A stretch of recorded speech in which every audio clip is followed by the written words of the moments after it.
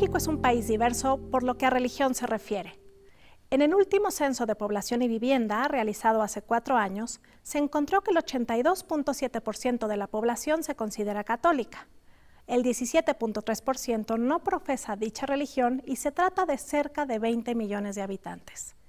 El 9.9% se identifica con una iglesia cristiana diferente a la católica. Y es mayor el porcentaje de quienes se declaran sin religión, que alcanza un 4.6%, que el relativo a aquellos que profesan una religión no cristiana, el cual es de un 2.7%. Por eso hablamos de minorías religiosas. Se trata de personas que practican el cristianismo, el judaísmo, el islam, el budismo, hinduismo, sijes, cienciólogos y otros. Vale la pena citar lo dicho por Bernardo Barranco en uno de nuestros programas. La calidad de las democracias se mide por cómo se trata a las minorías. Recordemos que México es una república democrática y laica. Pues ya estamos aquí en el set para nuestro análisis del tema de la semana. Rubén, empecemos un poco por ver cómo estamos en términos de pluralidad religiosa, porque, como ya lo decía Roberto Blancarte al inicio del programa, esto de que México es un país católico está por verse. Totalmente que está por verse. Casi 20 millones de mexicanos que practican alguna religión que no es la que es considerada mayoritaria, o aún dentro de esa iglesia mayoritaria también una enorme diversidad de formas de práctica religiosa. Pero no solo es la práctica social, sino también la cristalización de esta práctica de manera institucional. Tenemos más de 7,000 asociaciones religiosas, de las cuales registradas en la Secretaría de Gobernación, de las cuales cerca del 60%, a lo mejor un poco más del 60%, no se identifican con la Iglesia Católica Apostólica Romana.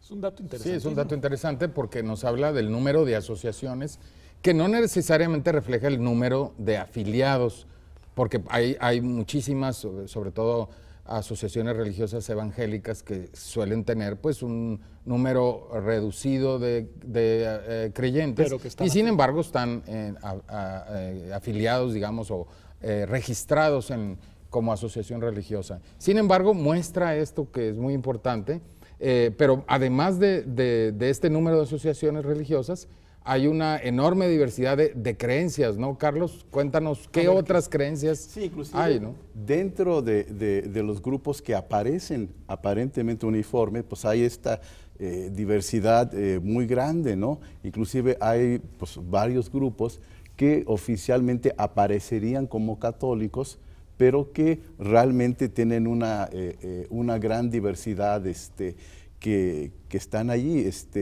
Grupos que van desde, para dar 2 ejemplos, la santería afro-yoruba, ellos rara vez se declaran como miembros de una asociación, sino que aparecen como católicos, porque son bautizados católicos, además de practicar la santería, ¿no? Y también dentro de estos grupos limítrofes, pues está claramente el ejemplo de la Santa Muerte, que la mayor parte de sus adeptos se consideran católicos. A ver, entonces déjenme ver si estoy entendiendo la reconstrucción del mapa. O sea, lo que nos están diciendo es que cuando hablamos de pluralidad religiosa, hablamos de que dentro de las distintas religiones hay pluralidad de corrientes, ¿no? Entonces el catolicismo no es monolítico, dentro de los católicos hay de católicos a católicos, sería tal. Segunda, que hay una pluralidad de religiones y no todas se encuentran registradas. Pero si nos atenemos a las que están registradas, tenemos, dice Rubén, más de 7,000 asociaciones. Bueno, ¿esto ha sido siempre así, Rubén, o es un fenómeno que ha venido evolucionando, digamos, en los últimos años? Es un fenómeno que se ha visto en los últimos años. Okay. Podríamos decir que hay una larga historia de diversidad religiosa en este país. Podríamos recordar en el siglo XVI la disputa entre los franciscanos y el clero diocesano por el control de la ermita de la Virgen de Guadalupe, ¿no? Ya eso nos está hablando justamente de una diversidad. A partir del siglo XVII hay distintos modelos eclesiales que están luchando, unos que tienen más que ver con un poder centralizado dentro de la misma iglesia y otros que tienen que ver con una vinculación más de la institucionalidad religiosa con el poder político, pero además con distintas modalidades de práctica de fe. ¿no? Alguna práctica de fe que tiene que ver más con la creencia en los santos, con la creencia en los espíritus, con todo aquello que los liberales del siglo XIX denominaban supersticiones, ¿no? Mientras que hay otras formas de práctica que tienen que ver más con una interioridad, con una práctica que tiene que ver con la introspección, con la creación de valores alrededor de los cuales se construye una manera de vivir. Eso desde el siglo XVII ya está muy claramente consolidado, ¿no? Pero además Carlos nos está diciendo otra cosa, nos está diciendo, hay muchas religiones que aparecen, digamos, en el censo, como la católica, con el 82.7% de la población, y no nos damos cuenta que muchos de los que están en ese 82% también le rinden culto a otras deidades que no son necesariamente parte, digamos, de la ortodoxia de esa religión. La Santa Muerte es un ejemplo, porque porque para ellos no hay exclusión, no tiene que ser excluyente una de otra. Los seguidores de la Santa Muerte se asumen como católicos, lo cual quiere decir que la manera de contar en el censo a veces es muy complicada y no nos da realmente esa realidad de pluralidad, ¿no? Pero, sí, lo que dice Roberto es muy interesante, o sea, vemos cada vez más que hay un número mayor de creyentes que creen que pueden combinar diferentes cultos y lo ven bien, para ellos está bien, que llevan a cabo una determinada práctica religiosa un día y el otro día hacen otra, y para ellos eso es lícito. No lo es, sin duda, para los líderes religiosos, no para ellos no es, ¿no? Religiosa, ¿no? Y es interesante también que se practica a diferentes niveles de la sociedad, ¿no? Alguien de Tepito puede encontrar interesante practicar Santa Muerte, catolicismo y curandería popular, ¿no? Y alguien de las Lomas quizá practique budismo, neoesoterismo, y todavía se considere católico. O sea, inclusive la manera como los combinas depende también de tu extracción social. Eso me llamó la atención. ¿Existe? Sí, podemos decir, no sé si alguno de los dos tenga la respuesta, yo claramente no la tengo, pero sí podríamos nosotros hacer un mapa por estratos sociales y del tipo de religiosidades que se viven en el país. No lo creo. ¿No lo crees? No lo creo. Me parece que justamente una de las cosas maravillosas de este asunto es que la diversidad está en todos lados y de todas las maneras posibles, muchas más de las que podemos imaginar y mucho menos racionalizar.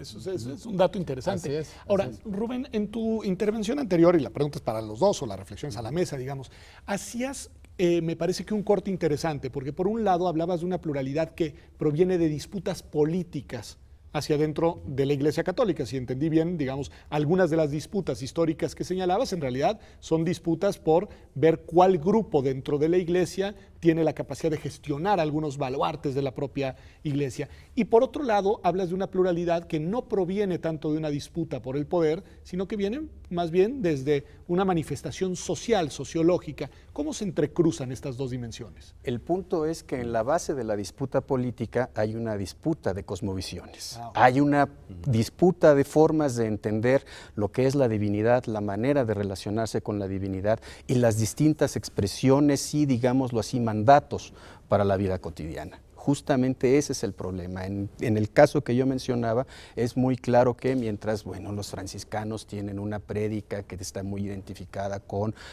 una prédica de carácter social, podríamos decirlo en términos modernos, una prédica que tiene mucho que ver con la preocupación por los desheredados, ¿no? En el caso del clero diocesano se está hablando de una estructura religiosa en la cual hay vínculos de comunicación entre la base y la jerarquía, que son vínculos de autoridad muy claramente definidos y que permiten un mayor o mejor control social. Me parece que por ahí hay una diferencia importante. Por eso es sumamente interesante el proceso de construcción de lo que se ha considerado la unidad o la identidad católica de este país. Porque esa es una construcción, yo tengo claro que es del siglo XIX. A la par que se está construyendo la República Laica, se está construyendo también una institucionalidad religiosa católica centralizada en el Vaticano y en la figura del Papa. Porque también hay esta idea, Carlos, de que los cristianismos, algunos dicen, aquí lo hemos visto en algunos programas, se tienen que vivir de una manera. y los que no lo viven así están mal, están equivocados, no han hecho lo que tienen que hacer. Sin embargo, un antropólogo como tú quizás nos puede decir una cosa distinta, ¿no? Sí, bueno, qué bueno que me permitiste hablar como antropólogo, porque justamente antropólogos, sociólogos, de todo. Sí, porque bueno, precisamente una de las experiencias que hacemos los antropólogos al trabajar en comunidades indígenas y rurales es ver la presencia de grupos étnicos y también inclusive en algunos mestizos, en donde la gente señala que son católicos y uno ve una diversidad de prácticas, un alto grado en muchos grupos de sincretismo, no solamente con los elementos tradicionales indígenas, sino también muchas veces con algunas formas católicas y cada vez más con la conversión a religiones evangélicas. Si hay un espacio donde existe la pluralidad, es interesantemente en las comunidades indígenas, es donde hay puede ir uno a encontrar muchas veces una comunidad, una diversidad muy grande de iglesias y de estructuras religiosas.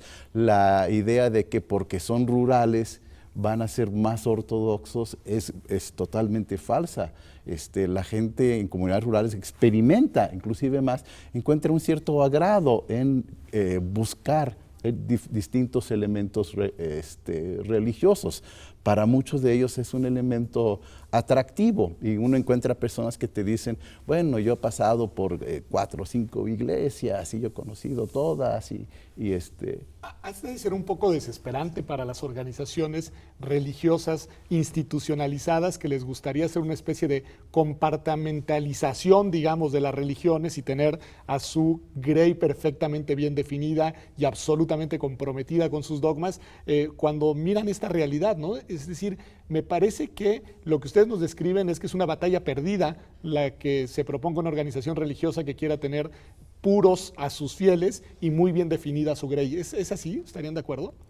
Sí, y más allá de las institucionales religiosas, la institucionalidad política también lo ve como un problema. Justamente ese es uno de los grandes temas en nuestra materia de estudio, ¿no? Ver cómo de alguna manera la institucionalidad política trata de apoderarse de los mecanismos de interlocución con los liderazgos de las iglesias, ¿no? A mí me parece que es claro que la diversidad ha existido, va a existir, seguirá existiendo por los siglos de los siglos, valga la expresión, ¿sí?